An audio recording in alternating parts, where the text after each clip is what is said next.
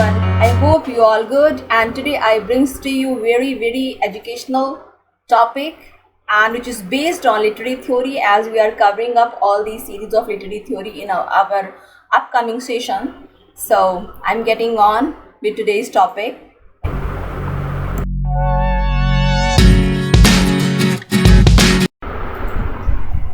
Psychoanalytic criticism. What is the meaning of psychoanalytic criticism? Is a theory about the human mind.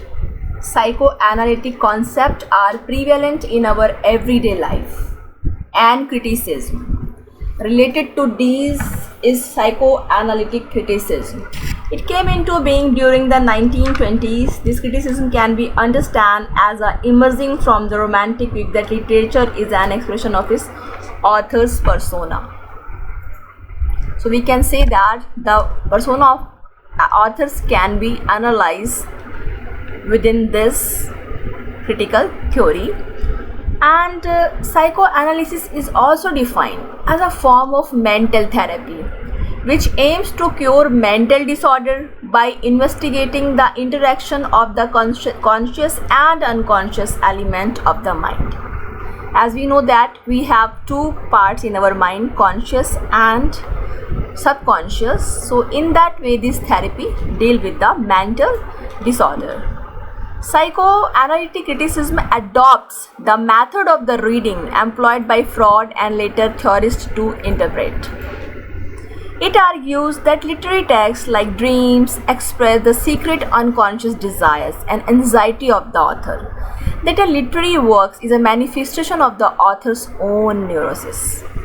Basically, something is hidden in our mind.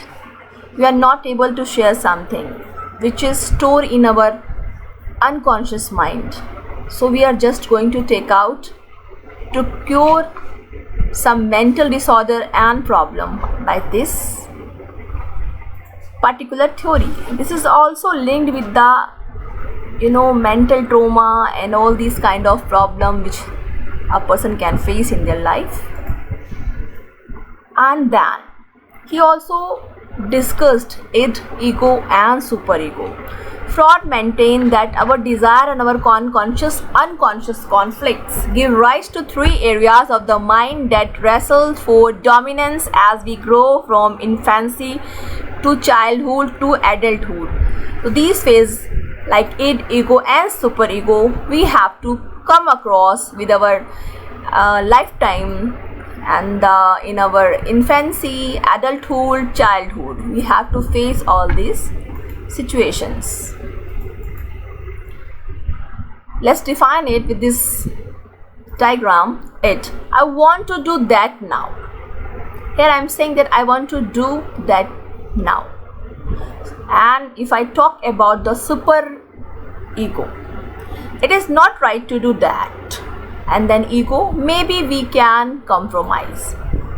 So this kind of thinking we can come across in our life, and the basically ego, maybe we can compromise. I do want to do that now, it is not right to do that. So these kind of thinking, different kinds of perceptions we are going to experience in our life.